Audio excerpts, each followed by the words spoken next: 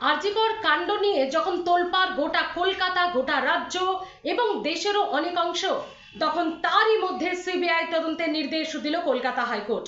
এবং এর মধ্যেই অত্যন্ত গুরুত্বপূর্ণ অভিযোগ এবং দাবি, মুখ্যমন্ত্রী পদত্যাগ করুন। আরজিকর কাণ্ড নিয়ে মুখ্যমন্ত্রীর পদত্যাগের দাবি। এখানে তো রক্ষকই ভক্ষক। যদি ঠিকঠাক তদন্ত করা হয়, দেখা যাবে কোনো এক ব্যক্তি নয়, একটা গ্যাং কাজ করেছে এর পেছনে, একটা গ্রুপ কাজ করেছে এর পেছনে।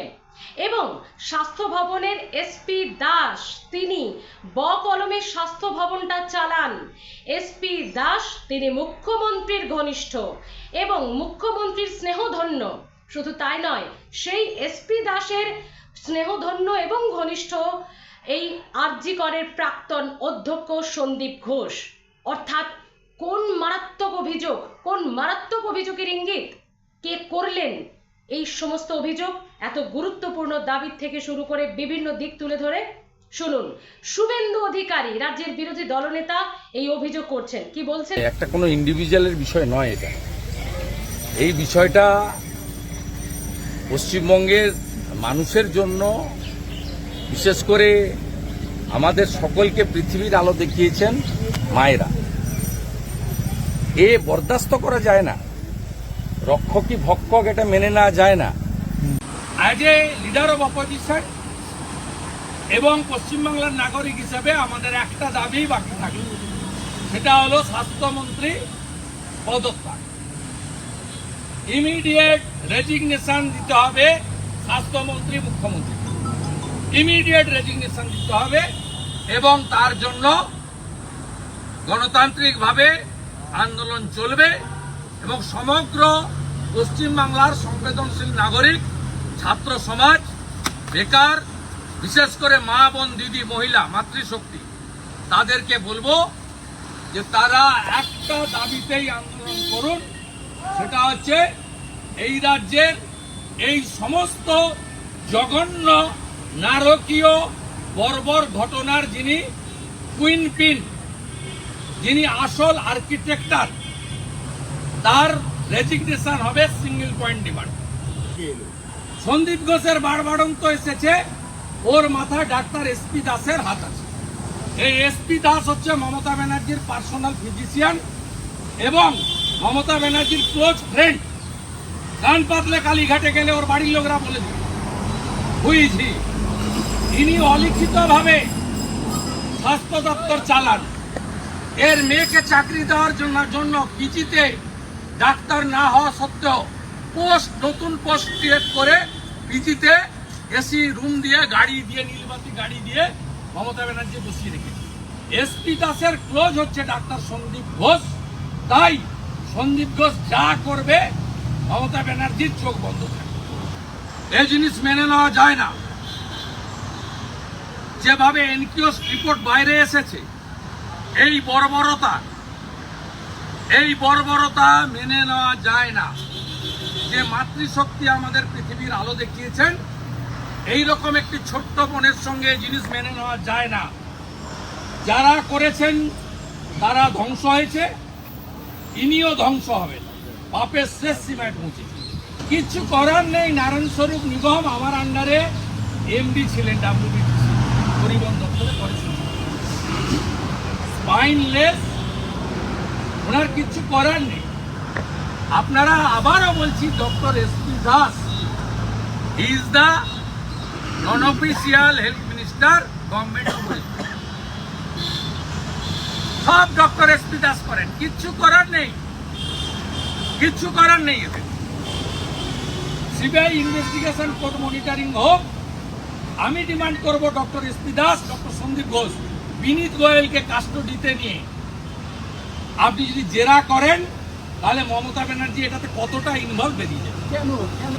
আমরা চাই সিবিআই একদম স্টিপুলেটেড টাইমের মধ্যে চার্জ ফ্রেম করে এদেরকে ক্যাপিটাল পানিশমেন্ট, ন্যায় সংহিতা আইনে দেওয়ার ব্যবস্থা আছে, সেই ক্যাপিটাল পানিশমেন্ট দিক। আর যারা যারা যুক্ত আছে সময় নষ্ট না করে অ্যারেস্ট করাও।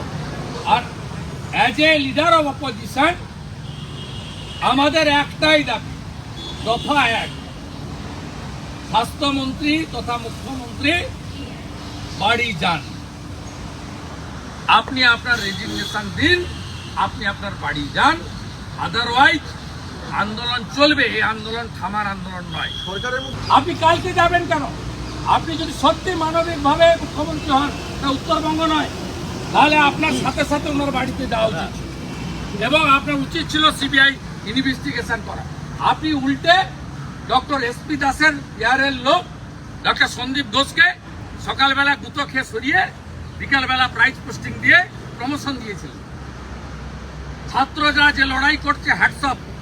আমি আমার স্টুডেন্ট কমিউনিটিকে on behalf of the BJP legislature party এবং লিডার অফ অপোজিশন আমি তাদেরকে স্যালুট জানাচ্ছি।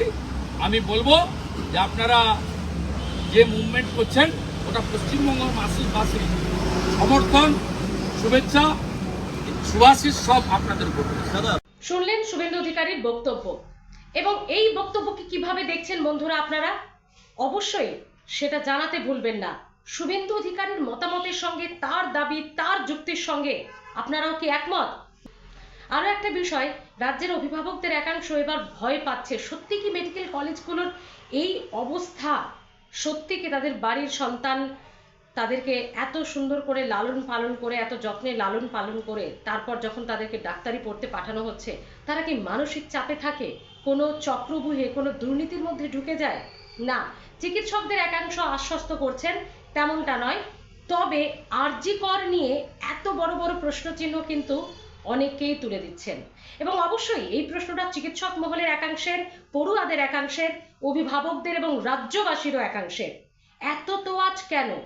যে সন্দীপ ঘোষ এত কিছু করে, সাংবাদিকদের সামনে এত কিছু বলে পদত্যাগ করলেন বলে ঘোষণা করলেন, তাকে আবার ন্যাশনাল মেডিকেল কলেজে কেন এই বদলি নির্দেশ কেন?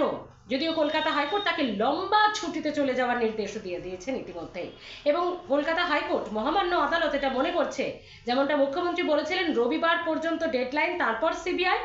কলকাতা হাইকোর্ট মনে করছে না, অনেক দেরি হয়ে যাবে তাতে, তাই বুধবার থেকেই সিবিআই তদন্ত করবে হাইকোর্টের তত্ত্বাবধানে থেকে।